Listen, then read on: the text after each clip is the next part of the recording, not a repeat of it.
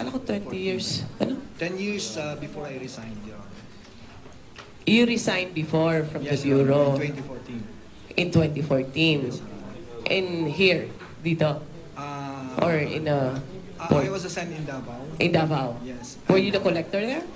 I was an OIC. Oh, in I see. Davao And then you resigned and then you came back 2016. Yes, Your Honor, when I was appointed. Thank you. And then sa Revenue Collection Monitoring Group, si Deputy Commissioner Ikarma, sir. Sir, have you been long? No, I was just assigned to Customs in November of last year.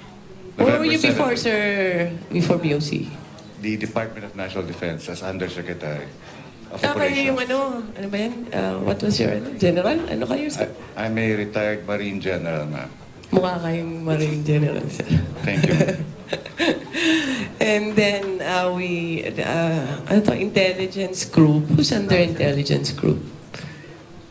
You would be Deputy Commissioner Rapal, sir? You've been in the Bureau for a while, sir. Is that correct? Yes, ma'am. For how long, sir? I was appointed 2007, and then Previous to this, sir, before yes, kayo ma'am, that mag-DepCom. was my first appointment. I was director of the Enforcement and Security Service. Kayo, sir, may military training din kayo? None, Wala. Mr. Chair. Mukha rin eh. And then, DepCom Nepomuceno, I think, has been here for a while, sir, no? I've seen you for a long I've been with the Bureau for 3.5 years, ma'am. But you were also with the military before, sir, no? With the Department of National Defense before. Yes, sir. the PLC. And then, MISTG under DepCom Gambala. Kaya, sir, you were appointed recently, sir, no? January? Yes, ma'am, January, no, 2017. So you have 1, 2, 3, 4, 5, 6 deputy commissioners today. 1, 2, 3, 4 ang may military background. Is that correct? Gambala, Nepomuceno, Ikarma, tsaka... hindi na ba to? Si Palma. Torres na. Kaya, sir, were you in the military as well, sir? Yes, ma'am. I'm a retired colonel of the Marines. When did you start with the BOC, sir? I was appointed on January 16, 2017. 2017.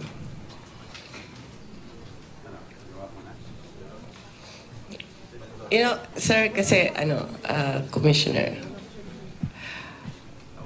ang mainit na deputy commissioner ngayon would be under, actually marami, but the MISTG obviously because of the RMO office. Diba? Yung mga, hindi, I'm just citing. No need to answer, sir.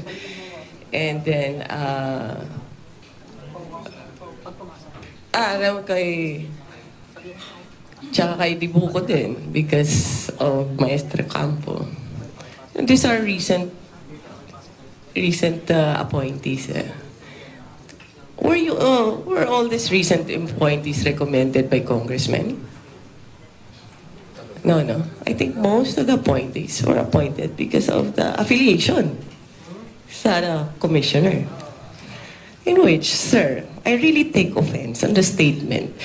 Ngayon, mainit yung ibang mga deputy commissioner ninyo and then we are blamed because corrupt pala yung customs because recommended yung mga corrupt na officials ng mga congressman. I take that personally. I have never involved myself in that. I'm only involved in CMTA. Pero, tignan nyo naman, si Colonel Estrella, military din eh. Congressman ba nag-recommend sa inyo din, sir?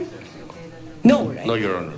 So I mean, there's an issue about you. I mean, obviously, from our hearings, there's an issue about DepCom Gambala, kay Dibuko, di ba? I mean, that's not past the responsibility by throwing it around at kung sino yung nag-i-investigate yun may kasalanan. I don't think it's uncalled for, sir. I really don't think that it's a proper place to state given that mainit yung issue, tapos issue pa, corrupt yung customs dahil sa mga congressman. I think everybody feels slighted about that. Kasi, don't generalize. I don't generalize the customs. I believe that there are many customs career especially. Dami yan very dedicated despite the fact nga mahirap talaga magtrabaho sa customs and stay clear of corruption. So I hope we will just be very, very cautious with those statements lang. And I would like to go back with command center. Chairman, one topic lang. With command center, sino yung head ng command center? Ay, ma'am. Oh, military rin. Di ba? But under the command center, under you, who is under you, sir, sa command center?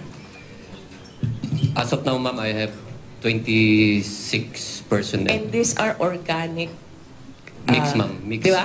Organic. Did you, parang members mo from IG, EG, AOCG, hindi ko lang maintindihan to, sir. RCMG, MISTG, di ba? Is it like that? Yung parang, it's a collegiate body, or how would you explain? How do you function, yes, sir? The one I'm telling about, the 26 are doing the office work, ma'am. Office work inside the command center. However, as of now, ma'am, if you will allow me, ma'am, the command center is still a work in progress because we have no place yet. So No, that's not. Ang functions niya, sir. Ano yes. ginagawa niyo? We are, ma'am, basically it's a command and center facility, just like other organizations. Like if you will go to a city, there's a command center, operation center. It's a command and center facility, ma'am. It's it coordinates and it helps the commissioner to have update situations within his area, ma'am, and to help him in his decision-making, informed decision-making. Sir, that I can read. Yes, ma'am. Pero, for example, alert order, anong gagawin niya? Yes, ma'am. The commissioner also gave the authority to issue alerts to the command center, ma'am. So, pag nag-issue ng alert order, kayo yung pipirma with Yes, the ma'am. recommendation of Yes, Mr. yes, Campo. of the requesting party who is written in the... Ganon yan, Yes, ano? ma'am. Yes, ma'am. Tandem kayo, parang ganon. And all For other... example lang, sir, in the, Yes, parang ma'am. ganon yun. If it's a matter of valuation or assessment, Yes, ma'am. pasok sila doon. And, so kung, halimbawa, ako yung collector, sabihin ko, Sir Milo, sir. Sir Milo, may assessment, may duda ako dito. Paki-check. And then, if he has findings, i-endorse niya sa inyo. Yes, if he has findings, he will give it back to the collector, and it's the collector who will ask for it to be alerted, ma'am. Kaya lang, sir, it's not just alert orders yung nakasulat dito sa powers and functions. It's the monitor and supervise daily operation supports. Yes, ma'am. Lodgement of goods. Bakit naman kasama yun sa inyo? Di ba nasa ano na yan? Ano bang office yan? No, Lodgement of goods. To- Andito yan, memo yan, sir. Collate information on significant events of all collection districts, subports. Kanina ba? Anong Deputy Commissioner dapat yan? And then there's the implementation of all customs rules and regulations para kayong police. Yes, ma'am. Group support cells, operation centers of law enforcement and regulatory agencies, verification, effective liaising with government regulatory agencies, maintain a secure communication linkage with bureau headquarters and collection districts, ang dami pa. And this whole thing is based on section, 1111 of the CMTA. Tingnan natin yung CMTA. Alam to ni Atty. Akas pero parang hindi niya rin alam.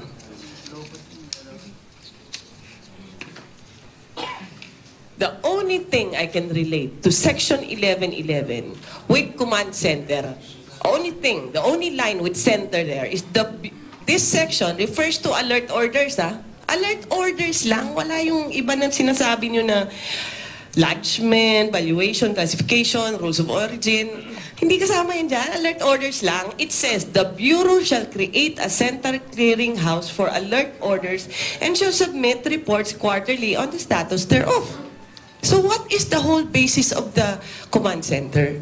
Yung powers of the commissioner? Does it mean na just because the commissioner has the power na based on the CMTA, na tapos i-centralize lahat sa kanya para shortcut? No, actually, ma'am, as I have mentioned a while ago, ma'am, it's a coordinating body, a command and control center. It's a facility wherein he could see, like, as you could see, that's why it's mainly IT in its process, so that, like, when the commissioner would like to see X-ray images, it will be in the command center. It's like a MMDA control center like that, ma'am. That's the vision of the command center, ma'am.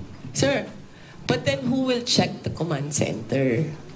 And anyone could Are we check just going to rely on your credibility and your reputation of incorruptible reputation? Ma'am, if you will look at the other No, government sir. agencies, It is controlled by the commissioner. It reports directly to the commissioner. Then you are all under the commissioner. Hindi magkocontrol yan. Kung sasabihin nyo lang, oh, alert order nyo yan, kung kalaban nyo yan, who will do that? That's why everything is documented in the command center. Well, but the documentation, for example, document yung kanina, refute pa ni Maestro Campo yung sabi, everything's documented. Yes, ma'am. Di ba? Pero who will check on the command center in which the command center has never been mandated by the CMTA? Sino mag-check dyan? That can be a route. I don't question your credibility, sir. Pero kung wala na kayo dyan, ano mangyayari dyan? That's why, ma'am, It's subject to abuse. Yes. Alam niyo yan. that's why we included that in the restructuring, ma'am, so that it will be an institution in the... Then we go back to restructuring. I heard in the news na sino ba yung report dun kahapon nung tungkol sa restructuring and the accreditation? Yung kinausap ni Kong Rufy. That there's a restructuring of accreditation in which the time of Rufy Biason, ni Sani, ano pa? Sevilla, ang panahon ni Lina, there was never any importer or broker that was suspended because the accreditation is faulty. Oh, paano mo naman na-restructure at inalaw mo yung EMT? How can you say that you have done so much better than the past 6 years when you have allowed a 6.4 billion importer of shabu? Ano ni-restructure nyo dyan?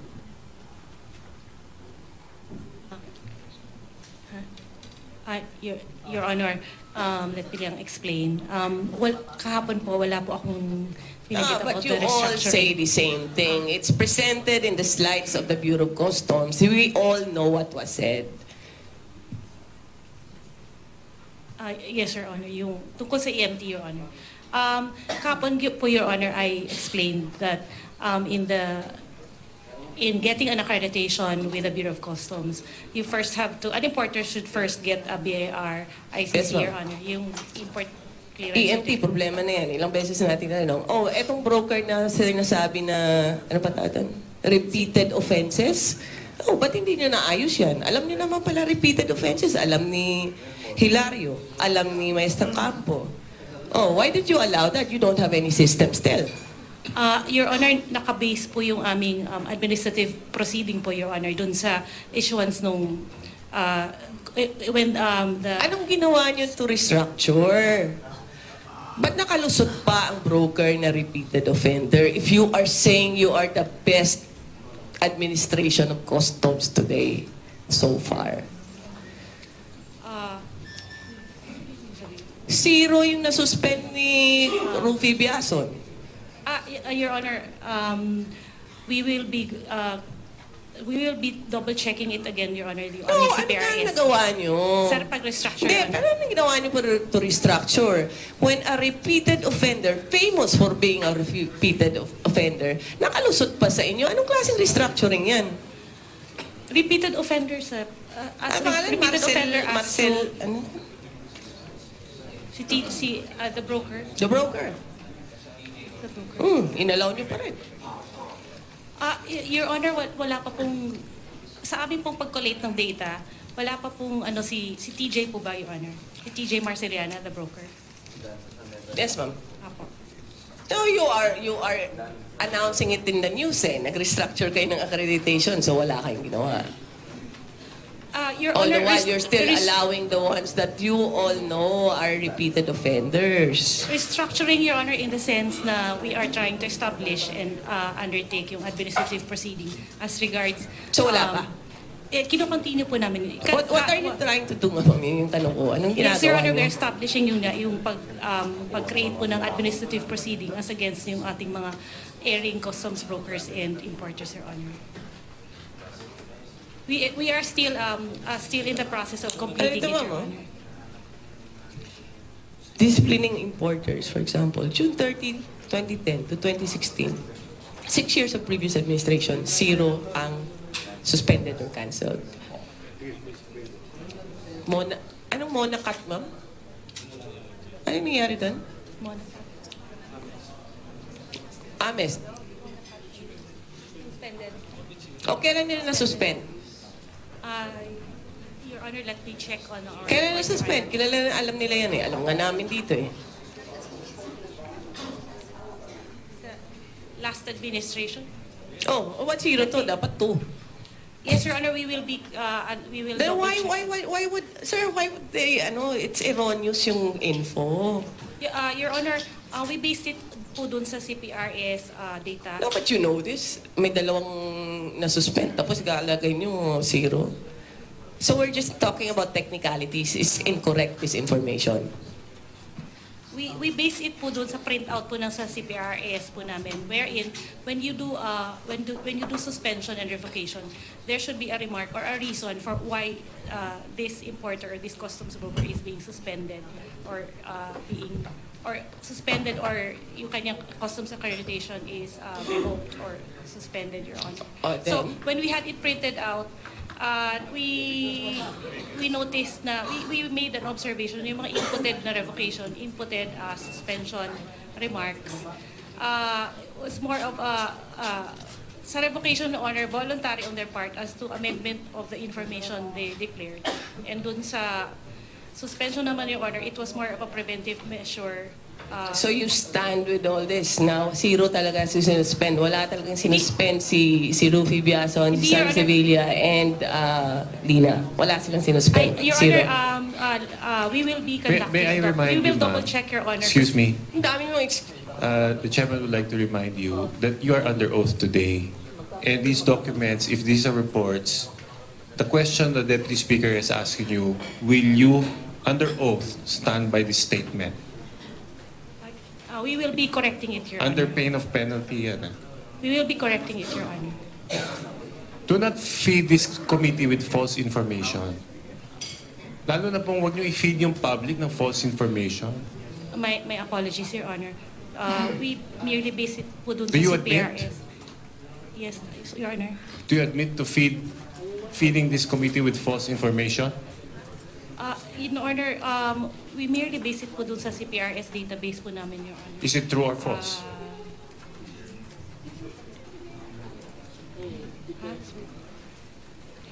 Let me remind everybody of the contempt powers of each committee, not just this one. We will double check it, Your Honor. Mr. Chairman, Mr. Chairman, Sir. this representation reserves upon proper verification, reserves his right to file the necessary motion to cite the lady in contempt upon proper verification. We will first verify. Thank you, Deputy Speaker.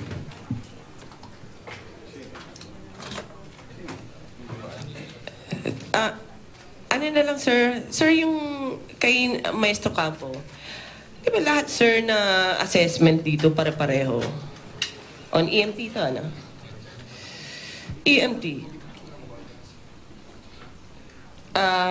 Sa yung entry number, 83597, 38,782. Ang sunod, 84804, 41797. Sunod yan, 41799, 38,787, 41,000 yung sunod, 41,000 yung sunod, 41,000 na naman yung susunod, 38,040. Hindi ba alarming yan, sir? Isn't that shouldn't that be a red flag? May I respond, Your Honor? Yes, sir. The assessment that the data that you're trying to read, in our monitoring and coordination function, we cannot really see that if we will not download it from the mistake because it is being processed in the port by the examiner and to be... ba't nakuha ko dito? It's easy for me to get. Yes, ma'am. What I'm trying to say is... How many entries are this? Ilang Ilang shipments to? Na pare-pareho na 40 mil siya.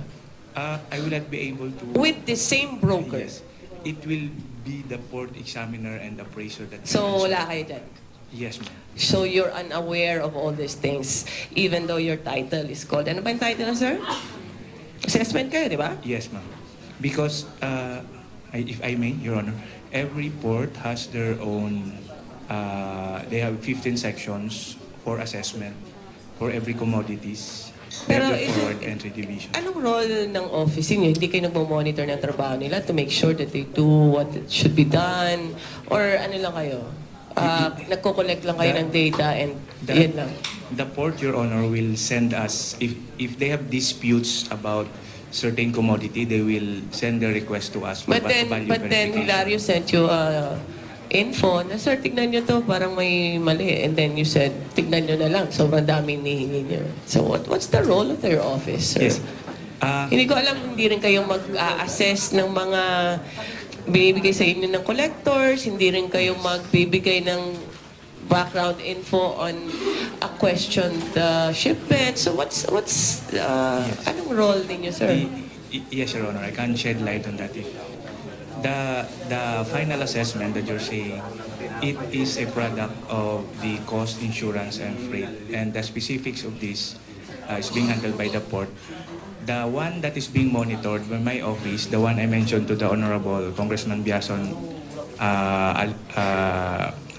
a few minutes ago, is only reference values of the costs, the basic cost per Sir, kilogram. so ano lang kayo talaga? Wala lang. Kung ano lang yung rates ilalagay, yun lang yung trabaho ninyo. To be... Yun na yun. You don't do your monitoring activity na tignan nyo kung may mga discrepancy or you don't have any functions like that? The final assessment, ma'am, is done in the port by examiner. I know, sir. Pero binibigyan kayo ng copy ng final assessment, di ba? No, ma'am. Report ng collector ninyo, binibigay sa inyo. Ano yung sinabi mo kanina? The one that we're trying to monitor, ma'am, are all the lodgement being done by the importers in the E2M. So, we will try to monitor the cost per unit of measure. That's EVRIS. So, it would fall under DEPCOM Dibuco, itong trabaho na to? The ports, ma'am, the examiners and the appraisers. Who has the supervision over the assessment functions of the port of the district collector? The collector, ma'am, yes. Sino nga yung nagsusupervise sa kanila? Yung deputy commissioner? Ano ba yan? Yes, Your Honor. Hindi ko kasi alam, parang wala rin kasalanan yung isa, kasalanan ng collector. Walang responsible dito eh. Well, it's like this, Your Honor. Actually, the culture sa customs kasi before is that each district parang has its own kingdom. Parang ganun. That's why we are correcting that now. So, last month, we conducted a summit. No, sir. Because, well... Sino ba? Nakita nga ni Hilario to. Nakita ng MICP.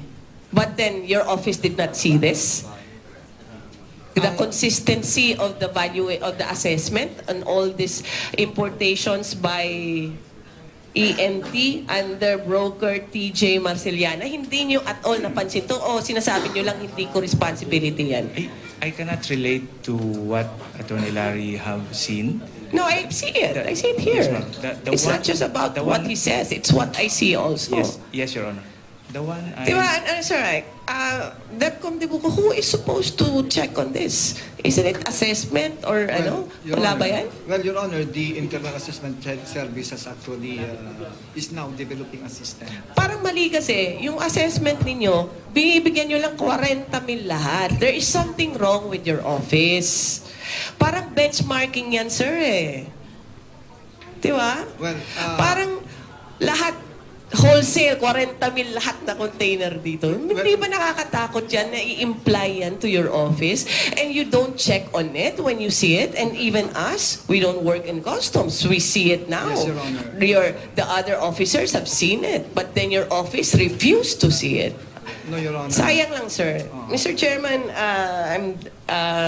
thank you for the time, Mr. Chairman. I'm done with my interview. Mr. Chairman.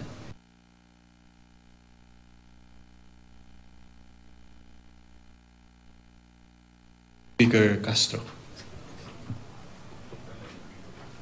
Maraming salamat, Mr. Chairman. I would like to request Commissioner Faildon to answer my question.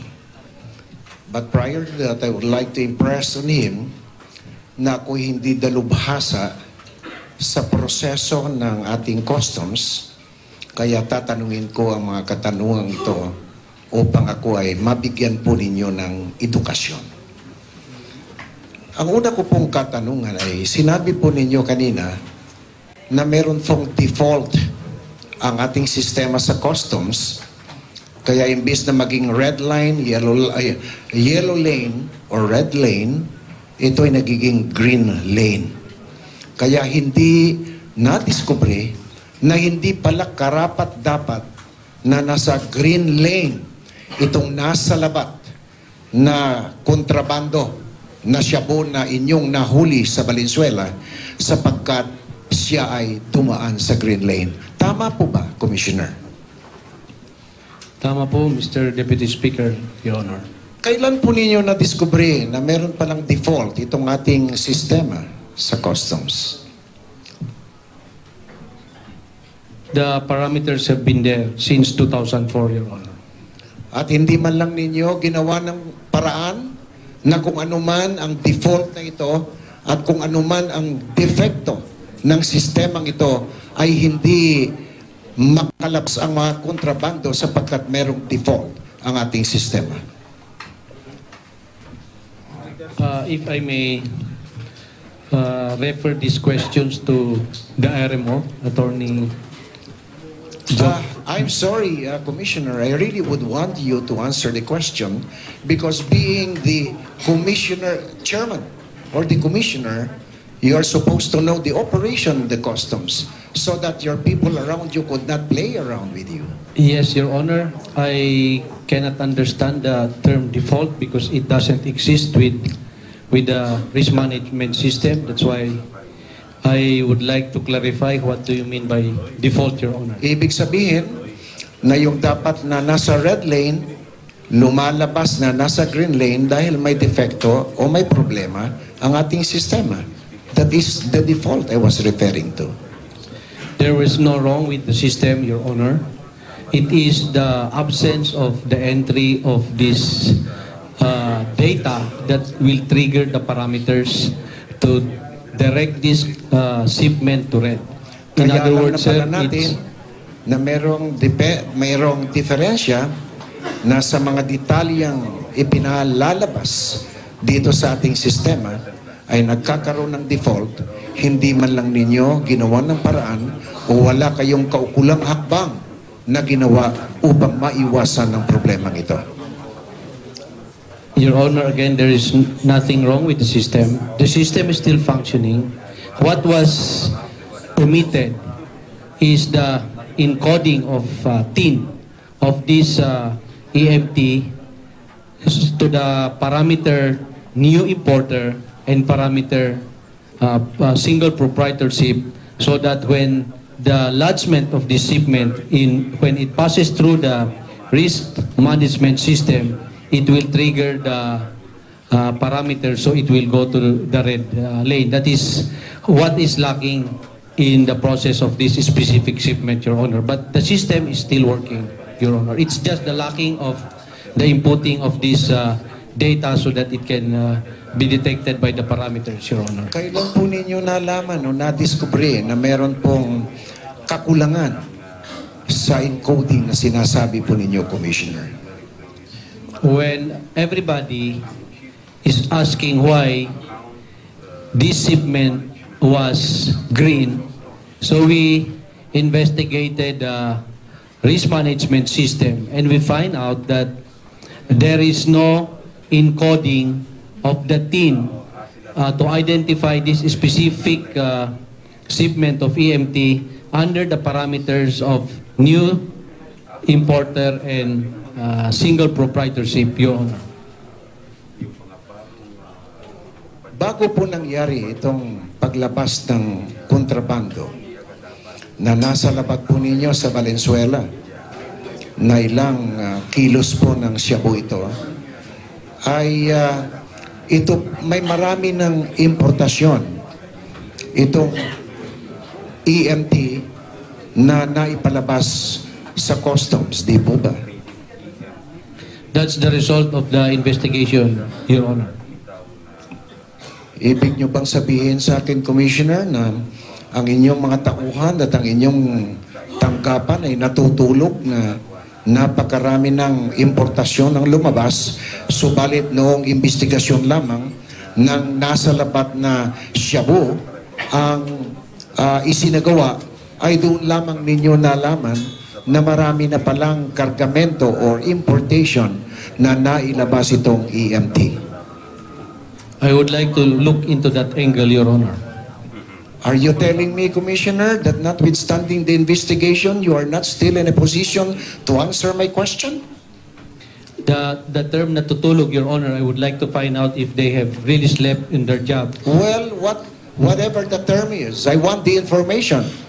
Why is it that your office did not learn, and it was only during the time that this particular incident was being investigated, that your office or your people learned that there were already several importations that went or were released by EMT? There are at least 10,000 containers that comes into the country every day, Your Honor. So I am not directly responsible in looking into all the details of these 10,000 containers in a day-to-day basis, Your Honor. That's why I am interested, as you, Your Honor, to find out what had really transpired in this transaction, Your Honor. You have your people around you, Commissioner. Meaning to say that your people cannot do anything about that? And we will just allow smuggling to go on simply because of that lame excuse that there are around 10,000 importations every day coming to the Philippines? I will not seek excuses for the actions we failed to do. That's why we are conducting this investigation, Your Honor. You should have conducted the investigation and you should have studied the situation even before this incident occurred. Therefore, what is the reason why there were no precautionary measures undertaken by customs before this event happened? That's really part of the function of the Risk Management Office. This is really the purpose of the Risk Management Office, to recommend the adjustment needed to be done by his office so that this type of high-risk importation will not come into the country. So again, it's if you see the function of the Risk Management Office, he reports on a day-to-day basis under the supervision of the intelligence group. And in that office, the intelligence group may recommend what are the adjustments to be done in that office, Your Honor. Do I get the impression, Commissioner, that the risk was this? RMO is not doing its job, that it has not given your office any recommendation in order to arrest this kind of situation? I have not received any recommendation of improvement or alteration of the programs specifically endorsed by IG from the time I assumed office, Your Honor. Therefore, that office is not doing its job because it has not given you, it has not forwarded to you any recommendation in order to avoid similar situation.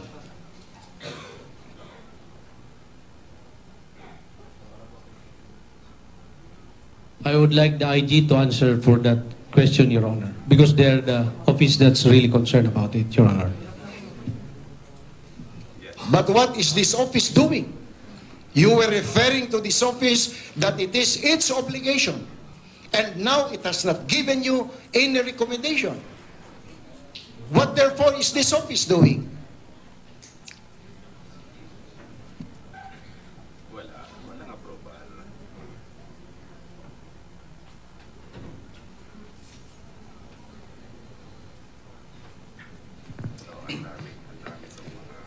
For the record, Mr. Chairman, the Risk Management Office was created by virtue of Executive Order number 836, Mr. Chairman.